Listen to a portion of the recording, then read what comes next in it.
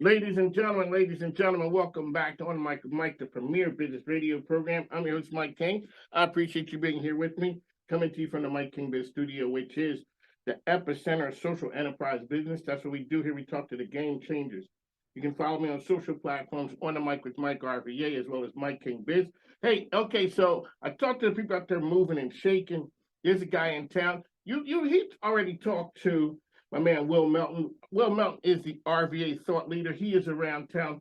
Will Keck is here. Welcome back to the program, sir. How you doing, man? Alrighty, so that's the government name. You go by Everybody calls me Ella. Illa. Okay, Yeah, so yeah. alrighty, so it's a business show. Start off and tell people who you are and what you do. My name is Will, or you can call me Illa. I'm owner of the music shop in Center. Centers are brick and mortar in Richmond, Virginia, right in the art district. And I'm a creative director, and I do creative things. I do a whole bunch of different Creative things. Yeah. Let me ask you, going back in the day, Yeah. were you always a creative? Yeah, I've always been creative. Like, I mean, since I was a kid, and You were that kid. yeah, I was that kid. But I would say earlier in my life, my focus was definitely sports. Like, I was super into sports.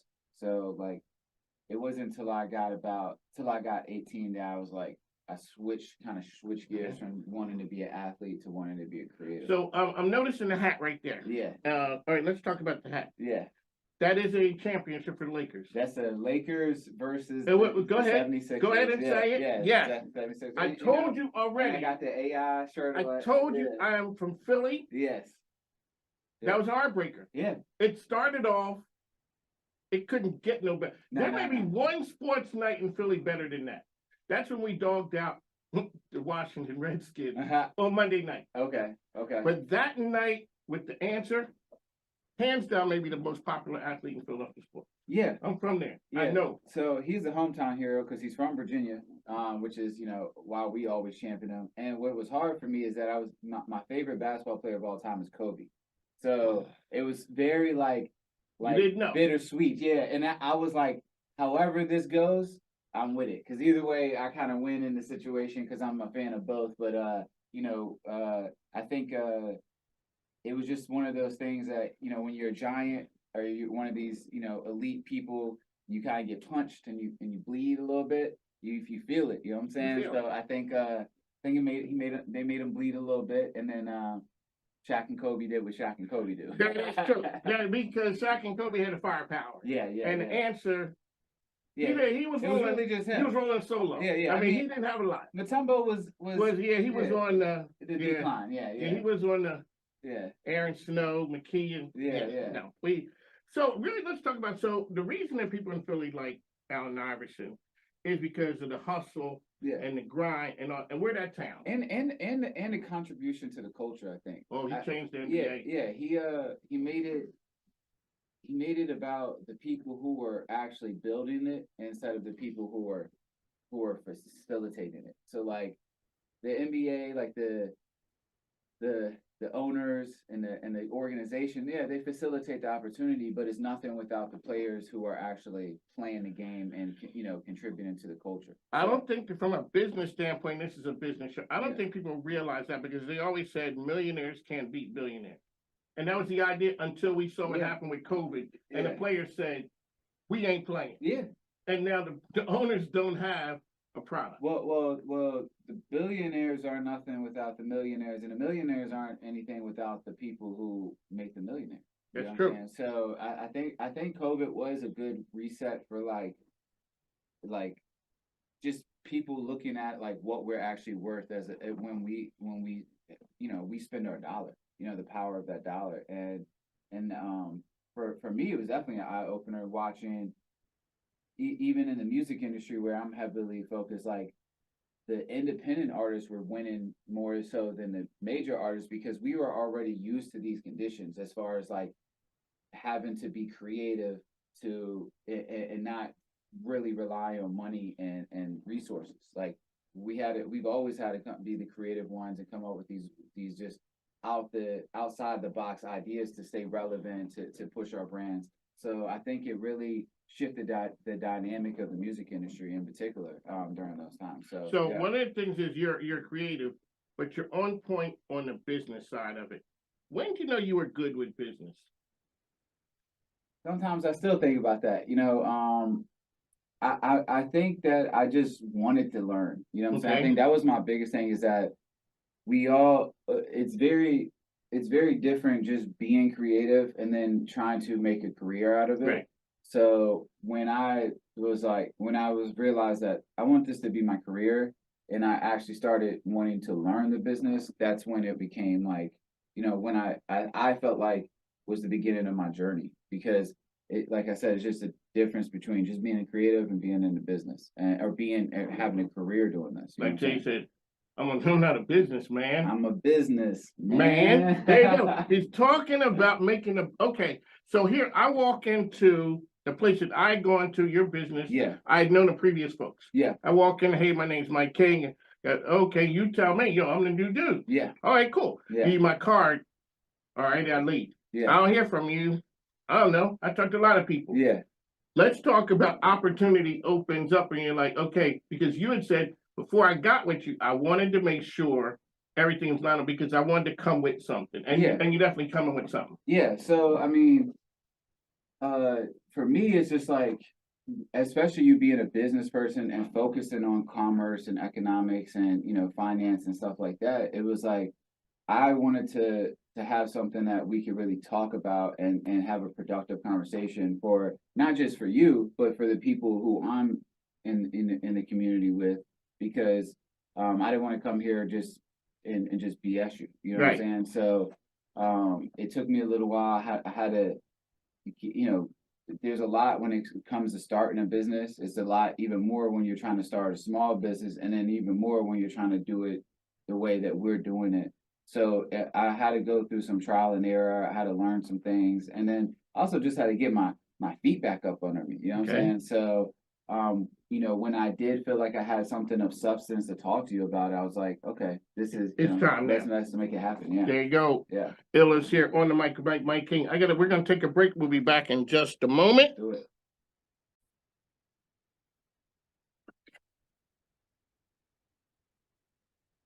Mike King says.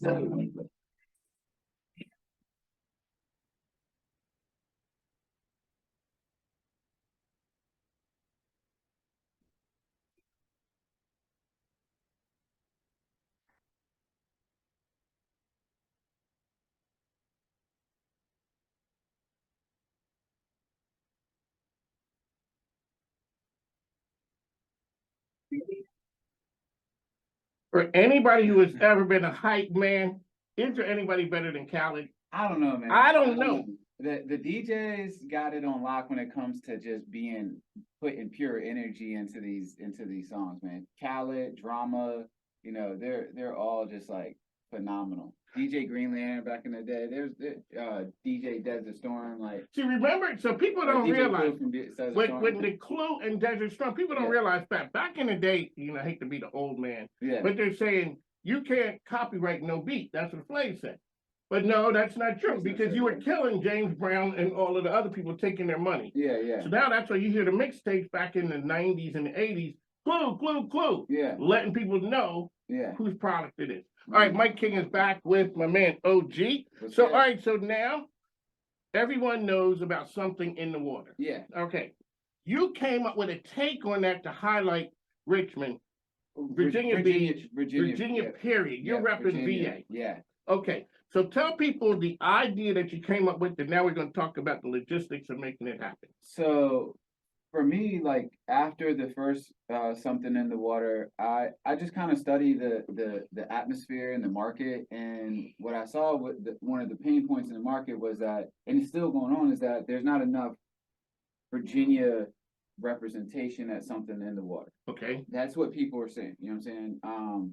And we wanted to do something about it. So I came up with the idea for something indie water, so that way we could represent Virginia independent music, Okay. and it's something I've been working on for 3 years. So we started, and then the pandemic happened, then they moved it. And they moved it up there. and then When they moved it, did you think they were going to bring it back? Or did you think it was gone forever? I don't know, but I definitely know that you know, when you like kind of take something for granted and then like you realize like, oh, that might really That not, might- yeah, that really might really be gone for real. That is when I think it just kind of hit everybody along the nature of like, hey, this might actually not be ours anymore. So, but I did have a feeling in me that Pharrell in his heart wanted it to be in Virginia Beach. I think he made that clear. He just wanted something done about kind of like the injustice down there. Right. So when they were able to finally come to terms and it was like reannounced, you see this just pride that manifests like when this happens, and it came back. You know, everybody was so excited and the love was back and like the passion behind it was back.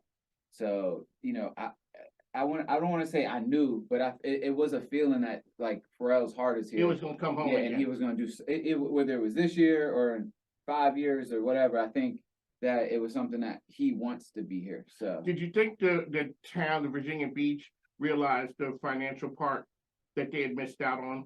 I think they knew that immediately. I mean, it was evident from the first one how much of an economic impact it had pretty much across the region. You know what I'm saying? So I think that they knew that, and I think that's why he was able to leverage his position and saying, "Hey, if you don't do this, you know, if you don't, We got somebody else who's doing it. yeah, this isn't something that's going away. It just might not be with Here. you, yeah."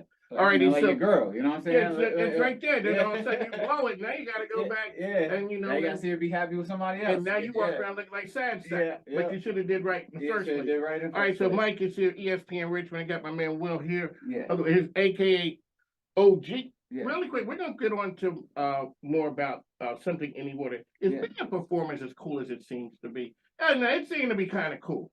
I think the highs are as great as it looks, and sometimes even better. But the lows often get overlooked very heavily and get misconstrued. So I think it just depends. For me, the highs always balanced out the lows, even if it was just for a second. You know what I'm Okay, saying? so it was worth it. To me, yeah. Okay, really Yeah. quickly. So now you're an entrepreneur. Yeah, Entrepreneurs tend to have wandering eyes. yeah, Yes, Yeah. you know, always looking. yeah. I ask people, and I ask people when they come here, can an entrepreneur ever be monogamous? Can you find that thing and stop looking? I think I actually had a conversation with one of my young guys yesterday about this. It was something like, so now I'm kind of like I've like sewn these or weave these webs where I'm kind of like involved in a bunch of things. But I wish as a youngin somebody would have said, "Hey, focus on one thing and make it great and build it," because it takes longer when you're all over the place. So I think that it's possible. I think just the way that a lot of people work, they want to make money. So sometimes you get opportunities to make money over here, and you get distracted from what like the main purpose is. But that's one of the things that we help artists and small brands focus on is like when you're doing branding, you have to understand your goal and stick to that. You know what I'm saying? And so I want to say yes, I think they can. I think that it is tough though. I think A wandering eye is a wandering eye. yeah, it is. And then you're all, especially as a creative, you're always curious of like, what else can I do? Well, yeah. Yeah. Well, having a creative son is hard when you're not creative. Mm. Yes, it is. Yeah, Because I had some folks in here before they were talking about change, and like change is messy. yeah, It's not pretty. You know, Yeah. you came with an idea, but we want you to come on, man. yeah. Give it to me. We're like, no, well, this part isn't done. That part isn't done. Okay. So you came up with something in the water. Yeah. All right. You bring in a bunch of people, a bunch of artists Over showcasing that. over 50 artists from Virginia over 3 days. From the business standpoint, where is it located, the event that you're doing? So we're right outside the entrance of Something in the Water. So Something in the Water entrance is right here. We're right across the street. And the name of the theater is? FFX Theater, or it's a Family Fun Experience is the actual full name. Alrighty, sir. So Yeah. location is key. Yeah, How does that 16th and thing Atlantic. happen? How does that happen? A little bit of luck, Okay. and using the resources that we have. We found it on Peerspace. What's Peerspace? Peerspace is an app where you can. It's kind of like Airbnb, Oh, okay. but for like events. Oh, So you can go look up, and we're on Center's on there if you want to check it out. CNTR. We looked at places in the area. We found that one. We knew where the entrance was going to be, and we strategically booked the space. How far back was that you booked that? Because that's something right there. No- December. Okay, Yeah. so December, nobody had thought of something like that, I can't say what other people have thought of. but But it was free. What do you mean? The event space was free. It was Nobody had available. booked, Yeah, they have not booked that space. No, and you looked at that and said, this is a gold mine.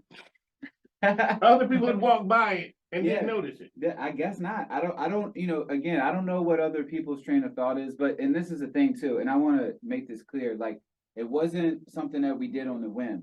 I came to the teammates that I recruited, I came to the venue with a plan. I had a pitch deck and I laid out the plan for them. So Okay, when you do something like that, it makes them much more comfortable and trust you more because they don't have to put in as much work and and it's not as much effort to think about what it could be when I can lay it out for you right here and you can visualize it from the presentation that I have. so being a dude from Richmond, you go down to the 757. Yeah, You have to go down there and have some folks who vouch for you down. You got to get some local folks to be into it too. Because when I heard you talk with Will Melton, yeah. you said we need to have some folks down there. I want to say like, I don't have to, like, Okay, but I want to because it just like if somebody came to Richmond, I would want them to bring me in on it because this is something that it's a collaborative effort and I'm Gotcha. trying to build it with the community. So me going in there just, hot and ready, just me like, hey, I'm gonna do this, you will face some backlash. It's not something that you may not be able to get over, especially with the way that we have put in the effort of promoting it and building it together with the artists. okay. But it's something that it's a sign of respect. Respect. Yeah. You're showing respect yeah. to the folks who are there. Yeah. You're going in somebody else's area. Yeah, you're going to somebody else's You're home, showing them some love. And the thing is, like, you get a lot more love that type of way when you're like, hey, I'm here for us. I'm not here to do something for me. I'm here to do something for us. And then I have people who are also respected in that area who are, now on my team and trust me to lead this expedition. Alrighty, let's see the flyer right there. Okay, let's get it. Show some love now. Yeah. Alrighty, There you go. Something indie something in the water. Alright, the dates. Run off the April dates. 28th through the 30th. That Friday, Saturday, Sunday. Friday and Saturday it's from 11 a.m. to 5 p.m. And then on Sunday it's 10 to 2, which features a brunch as well. I saw, And you have artists from all across the state. like you're saying, you're bringing people from all across, bringing Yeah. everybody together Yeah. at once. I That's, got I got a country singer, I got bands, I got rappers, I got singers, I've got DJs, I've got producers. Like this is a full-on production and a great representation of talent across the entire state. alright, man, let's rock with the center. Let's talk about what you guys offer and what people can use it for. So at Center, it's a multi-purpose creative space. In the front, we have retail. We sell all Virginia clothing brands in the front.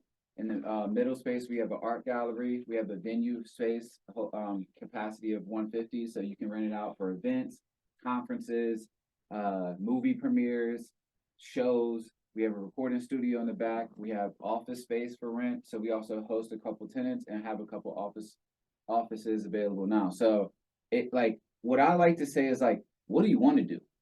Because we got the infrastructure down. We can do it. Yeah. And I maintain it in a way that it can be altered or changed to whatever you need to do. So we've had baby showers there. We've had, special dinners, conferences, shows. Like it's whatever you need it to be. So that way you can, fulfill what your dream is.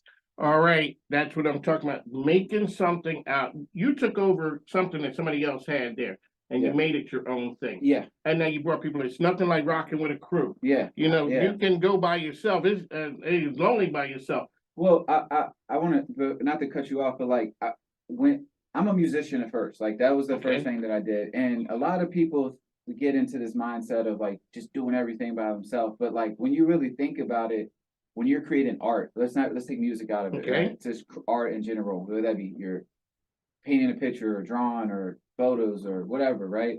It's a shared experience.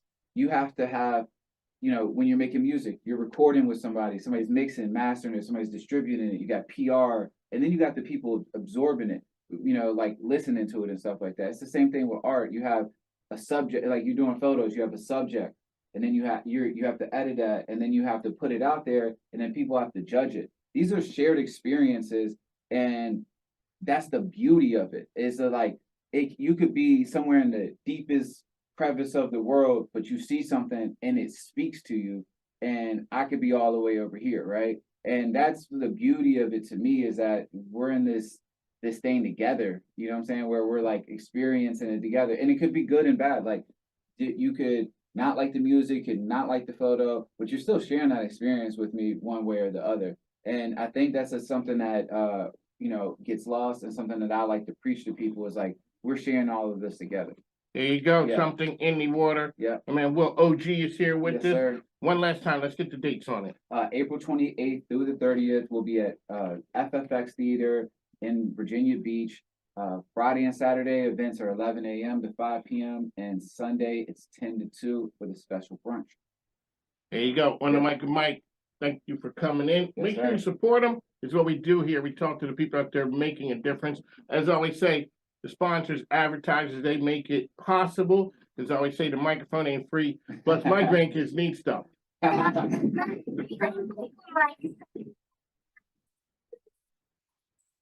name is Isabella, and you're listening to